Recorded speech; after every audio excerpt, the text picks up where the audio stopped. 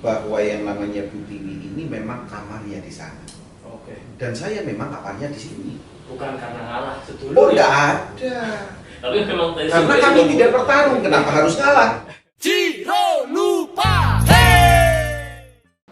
Dulu melihat Bu Tiwi, Mas, kan ponakan gitu ya.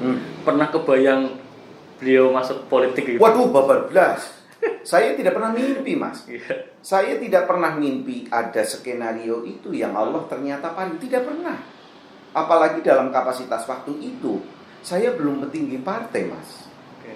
Saya masih PAC, terus peralihan menjadi sekretaris DPC. Jadi waktu beliau masuk menjadi wakil bupati itu saya masih ketua PAC, Mas. Jadi bukan kita mendesain terus gimana caranya ini nanti gitu. ada terah ini terah itu. Oh enggak, waduh bukan begitu. Iya. Tetapi saya tidak mengharapkan terah. Sepanjang di situ dipertahankan adalah sebuah ideologi kebaikan. Daripada ya nilai-nilai kebaikannya daripada bukan terah. Nyong udah terah nyong teh dadi kayak gini, tapi begitu jadi tidak menjadikan lebih bagus, buat apa? Buat apa? Kalau saya nonton lagi dulu zaman monarki, Iya. ya ini kan presiden monarki ya. Jadi mantan bagus saya cerita nih. Inggris saja masih pakai. Iya. Negara maju. Dan kalau saya melihat cerita orang tua kami nih, pernah bercerita setelah kami dewasa. Sebelum eyang kami menjabat di Purbalingga, beliau itu dingengeraken, Mas. Tidak serta-merta beliau ini tahu-tahu ujuk-ujuk jadi, enggak. Beliau dititipkan untuk latihan dari Demang itu lurah. Terus setelah itu wis lulus dibalik maning di sekolahi maning. Setelah itu dititipna terakhir yang di Bokusumo 5 itu menjadi Wedono Aji Barang. Terus setelah itu balik lagi ke sini, terus jadi Adipati Anom, hanya untuk mendampingi. Di saat orang tua beliau merasa, oh kiwi cocok anakku, akhirnya didudukan. Lah kalau melihat seperti itu berarti proses edukasi politiknya itu kan berjalan, Mas. Oke. Yang menjadi masalah sekarang dengan demokrasi yang semuanya langsung tidak menjadi jaminan. Iya. Tidak menjadi jaminan bahwa orang yang jadi ini adalah representasi dari keinginan masyarakat. Karena apa? Ya bisa jadi yang dijual itu hanya mimpi-mimpi saja. Besok kalau saya jadi bupati, saya akan melakukan ini dan lain sebagainya.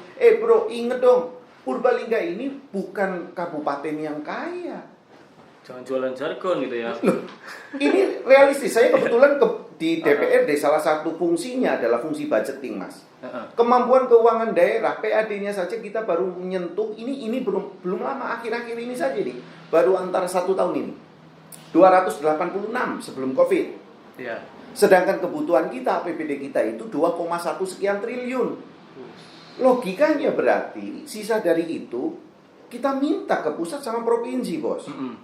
Lah sekarang setelah Covid, dengan adanya refocusing yang luar biasa ini, dunia sangat tergemparkan dengan yang namanya Covid ini, semakin terpuruk kita, Pak. Iya. Yang pertama ekspektasi kita pasang di angka 286, ternyata paling nembusnya di 150 sekian miliar. Belum lagi ada dana pusat transfer ke daerah ini yang dikurangi. Iya. Kalau melihat Purbalingga ke depan, wow, bismillah semuanya. Saya kepengen mengajak masyarakat Purbalingga untuk berbismillah bareng. Bismillah tok, Mas. Bismillah, dan ayo bagaimana kita bergotong royong, kita ngangkat bareng untuk bagaimana Purbalingga lebih bagus. Karena ke depan besok bukan pembangunan infrastruktur yang menjadi utama, Mas, tetapi bagaimana membangun ekonomi kerakyatan itu yang lebih baik lagi pasca Covid. Iya. Oleh karenanya saya sangat berpikir nek orang berkonsep jelas. Kalau besok Arab nyalon bupati, apalagi dengan maaf kata, dengan menjual jargon kayak di film-film yang saya tidak jelas, aku bingung nganggo duitnya siapa. Karena saya berpikir sangatlah mudah membangun infrastruktur. Karena syaratnya sih dong, duitnya akeh. Ya. Ini, Mas, kita kan lagi terus berkembang ya, kayak tadi kan lagi mulai bagus kena Covid. Lagi mulai bagus kena Covid. Ujian. Akhirnya kita 0-0 lagi kan kalau di Purbalingga. Melihat kondisi sekarang, sebenarnya bagaimana sih pemerintahan kita dengan setahun terakhir kita bupatinya cuma 1 ya. Iya kan? Kita bupati 1. Saudara lagi kan? Iya kan? tadi udah diajak prihatin, tapi kan pasti nggak cuma prihatin kan. Sebenarnya kalau Dewan melihat sekarang perform pemerintah dengan hari ini berarti COVID yang positif tinggal 4 nih, bebannya sangat luar biasa, sendirian lagi gitu ya. Gimana Mas melihat kondisi ini? Ya, pertama saya harus objektif ya. Dalam kacamata saya selaku ketua Dewan, tentunya saya melihat yang pertama bahwa ini adalah ujian yang Allah paling ke kita. Nggak tahu ini ujian apa, peringatan apa saya nggak ngerti. Tetapi yang saya maknai bahwa ternyata memang kita harus disadarkan kepada rasa syukur saja. Iya. Bagaimana untuk kita bisa mensyukuri yang kemarin mungkin kita bisa banyak melakukan hal-hal tetapi tidak disyukuri, terus setelah seperti sekarang itu kita jalan akhirnya seperti sekarang. Dalam sudut pandang kedewanan yang notabene sesuai dengan Undang-Undang 23 2014, di situ yang namanya DPRD itu adalah penyelenggara pemerintahan bersama dengan kepala daerah. Iya. Satu indikator yang harus dicatat. Saya sangat mengapresiasi apa yang dilakukan oleh bupati perempuan kita yang notabene sampai hari ini nggak ada wakil loh. Iya, sendirian. Ini Setahun ya? Setahun lebih ini. Iya. Kenapa saya menyampaikan seperti itu? Yang mengakui bukan saya, yang mengakui adalah BPK. Dengan di situ keluarnya sebuah WTP dalam kondisi maaf kata kita pernah punya sejarah yang kurang baik. Betul. Tetapi dengan bisa mempertahankan WTP ini menandakan seorang bupati ini bisa menjadi leader untuk yang lain, sektor-sektor OPD lain untuk bergerak, akhirnya menjadikan Purbalingga dapat predikat WTP lagi. Terus berikutnya, saya tidak membayangkan karena kebetulan saya masuk dalam gugus tugas ini. Oh iya. Saya masuk di gugus tugas sesuai dengan perintah dari gubernur dan menteri dalam negeri. Di situ kita Forkompida masuk semua dan efektif kegiatan kami ngikutin. Tapi kalau cerita kegiatan ngikutin ini saya kadang-kadang suka pusing juga. Kita semuanya sadar. Saya kadang nih kalau di belakang ini, kalau lagi cerita di belakang, saya bupati, Pak Dandi, Pak Kapolres, Pak Kajari, aduh sebenarnya ini kita deketin kuburan ini gitu. Karena potensi kita untuk terkena COVID sangat besar. Tapi apa yang disampaikan oleh bupati? Nggak bisa. Kita harus hadir di tengah masyarakat sekarang yang lagi butuh bantuan kita. Oleh karenanya bisa dilihat, sekarang kan era medsos nih. Betul. Jadi bupati PSBB datang, alhamdulillah saya juga mengikuti dan lain sebagainya. Nggak pagi, nggak siang, nggak malam dan lain sebagainya. Dan apa yang disampaikan sampai dengan terakhir Perbuk itu, untuk yang tidak bermasker, itu dikarantina, terus ada apa lagi itu? Jam malam Dan lain sebagainya. Itu bukan personal kebutuhan bupati saja. Bukan ini ada bukan ini menjadi otoriter untuk menjadikan kita kepengen Purbalingga zero, bos. Kenapa harus zero? Berarti anggaran kita ini bisa kita serap untuk bagaimana lebih pemberdayaan masyarakat yang lebih luas lagi. Nah, dengan kondisi yang seperti kemarin, alhamdulillah ini prestasi, bos. Kita ini dari 300.000 lebih kepala rumah tangga yang menerima manfaat dari CPS ini tidak kurang dari 76%. Jadi efektif hampir semua masyarakat kena itu. Walaupun sama-sama kita tidak diinginkan toh. Siapa wong kepengen jalur bantuan gitu kan. Berarti kesimpulannya orang mampu toh. Nah, tapi dengan kondisi dampak Covid ini memang menjadikan kita untuk sense of crisis kita ini bisa lakukan dengan baik. Jadi menurut saya secara objektif saya harus ngomong struggle ya. Memang ini ya, kayak kita kan sering punya stigma negatif soal kepemimpinan perempuan kan gitu ya. Bahkan image wah perempuan itu kalau nggak disokong sama tim di belakangnya ya nonsense kan gitu ya Mas ya. Biasanya kan kayak gitu, apalagi sekarang ada pamannya kan gitu. Jadi memang kepemimpinan kita memang struggle ya Mas. Jadi saya pikir beginilah, kalau cerita itu kan ya Pak Apunten itu kembali lagi ke kita ya. Mas Wakit Muslim nih. Nah, insya Allah saya juga sama. Kita lihatlah kalau cerita seperti itu Jawa Timur. Oh, Bu Risma ya. Bu Hovifah dulu. Bu Hovifah juga ya. Bu Hovifah nyatanya itu di gubernur. Iya. Struggle juga ya Mas. Wah, struggle juga. Terus berikutnya Bu Risma berprestasi juga. Belum Bu Airin dan lain sebagainya berprestasi juga. Sekarang ini memang kalau bercerita tentang di sini partai politik juga ngatur kok. Di situ keterwakilan perempuan. Maksudnya kan bukan menjadikan perempuan sebagai gambar, Mas. Tetapi bagaimana perempuan ini bisa sama-sama bergerak dengan laki-laki untuk memberikan yang terbaik untuk wilayahnya. Nah, dalam hal ini saya melihat tidak ada korelasinya antara laki-laki perempuan, tidak ada, Mas. Jadi kalau lamban-lamban aja naik banter ya banter aja, kalau bodoh-bodoh aja naik pinter-pinter aja, sudah selesai gitu doang. Masalah itu gampang-gampang saja lah gitu. Ya memang ini sih ya, memang asli karakternya memang sebenarnya. Ya menurut saya itu kembali tesnya saja kita lah. Gitu, Bos. Nah, Mas ngomong ini kan kita akhir tahun pilkada, COVID pula kan. Pemerintahan juga mulai jalan pelan-pelan. Masyarakat lagi belajar beradaptasi dengan kenormalan baru. Sebenarnya, tapi uniknya PDI sudah lebih dulu nih ngomongin calonnya gitu kan, lebih dulu nih. Bahkan sudah sampai wakilnya sudah declare, sudah jelas tuh, tinggal daftar kan, sekarang tinggal tunggu waktu. Sebenarnya apa sih yang dilakukan PDI? Maksudnya kebutuhannya seperti apa sampai oh ya TV jalan nih, udah rekomendasi turun, ini turun, itu jalan nih. Ya, jadi di mekanisme internal, akhirnya saya bercerita internal kami ya. Sebelum rekomendasi turun itu tentunya para ketua partai di tingkat kabupaten selaku penanggung jawab saya misalnya ini, saya dipanggil loh sama DPD. Dan di situ saya memaparkan tentang Purbalingga. After before-nya saya ceritakan. Apa Mas? Tentang apa ya? Tentang pemerintahan toh. Oh, pemerintahan. Nah, karena alhamdulillah dari setelah reformasi sampai dengan hari ini PDI Perjuangan yang memegang gitu. Dan alhamdulillah dulu yang kotanya gelap sekarang menjadi terang gitu kan. Wah, alun-alunnya elek sekarang menjadi bagus. Ya, itu kan juga berkat lah, ini yang namanya politik. Tugasnya adalah seperti itu, bukan hanya berkuasa tapi bagaimana mengendalikan kekuasaan itu untuk menyejahterakan masyarakat. Itu konsepnya. Terus berikutnya, saya ditanya waktu itu sama ketua partai saya, Pak Bambang Pacul.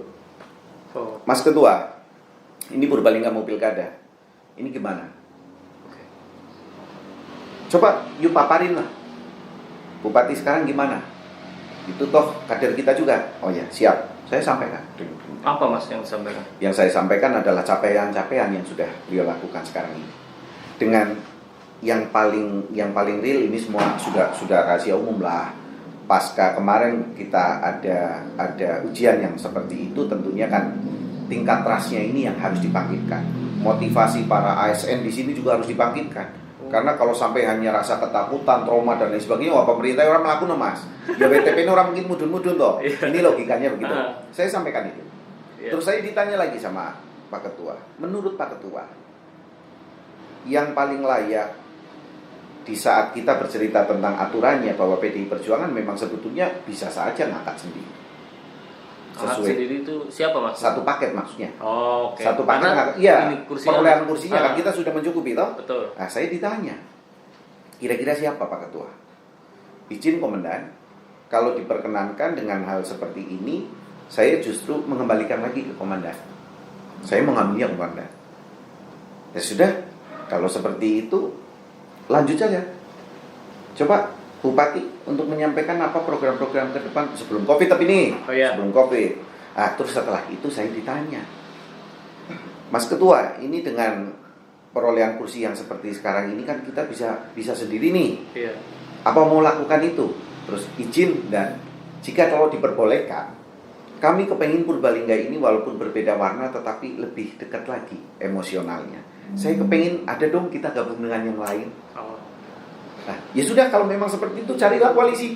Nah, gitu ceritanya. Nah, setelah itu baru kita jalan. Kita ketemu, dan setelah itu melakukan proses panjang. Salah satunya adalah survei, Mas. Dan di kami di PDI Perjuangan itu adaptif bahwa yang namanya hasil survei itu bukan kaleng-kaleng. Bukan hal yang bisa disepelekan, enggak bisa. Bukan asal kepengen pimpinan. Oh, enggak bisa. Dan kita pun sangat objektif, termasuk nama saya pun masuk dalam survei loh Mas, jangan salah. Sebagai calon bupati keluar.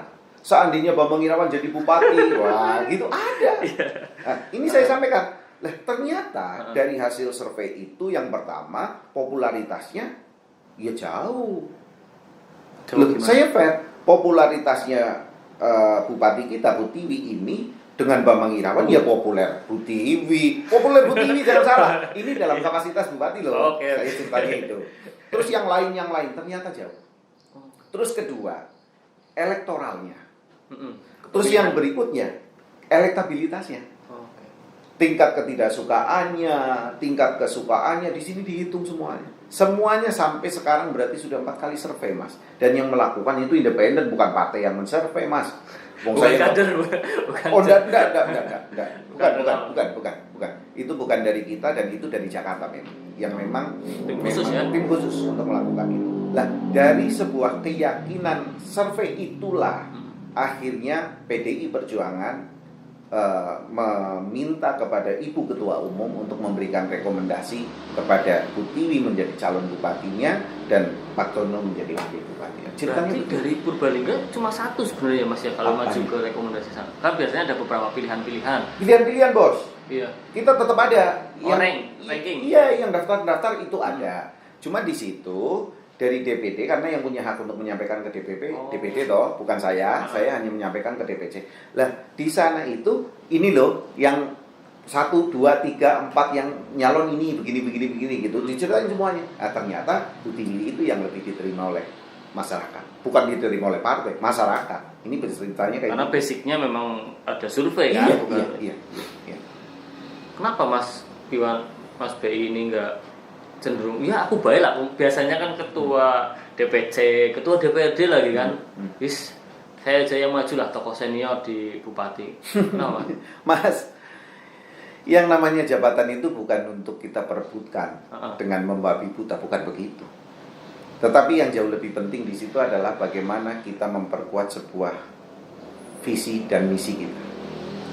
Dan dalam konteks ini apapun, bahwa yang namanya Bu Tiwi ini memang kamarnya di sana.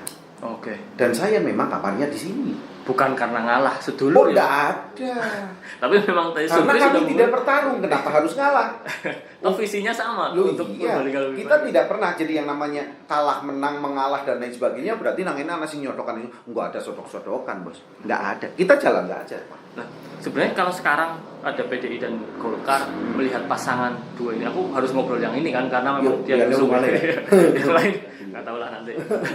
Nah ini apa Mas kelebihan dari satu sosok perempuan muda tahun 87 kan lahirnya, yang satu senior 60-an tahun kalau nggak salah ya. Apa yang dilihat dari? Nggih, kalau saya bercerita ini tentunya saya tidak bisa bercerita hanya sempit saja bercerita tentang kepartean saya. Ini terlalu subjektif saya ngomong begitu ya. Ini saya berusaha untuk objektif. Korelasinya dengan yang awal tadi saya sampaikan. Dengan Purbalingga diparingi ujian COVID ini dan pasca COVID ini tentunya dibutuhkan seorang pemimpin Purbalingga ke depan ini yang pertama harus paham kondisi Purbalingga sekarang. Aktual. Bukan terawangan. Bukan. Terus yang kedua, dibutuhkan seorang pemimpin yang paham kemampuan keuangan di daerah. Yang ketiga, dibutuhkan seorang pemimpin yang paham tentang kebutuhan masyarakatnya. Dan yang berikutnya tentunya dibutuhkan seorang pemimpin yang tidak menjual mimpi untuk mereka masyarakat tidur, tapi untuk bergerak bersama mengejar cita-cita itu. Itu. Dan saya melihat sosok ini ada di Bu Tiwi. Intinya itu.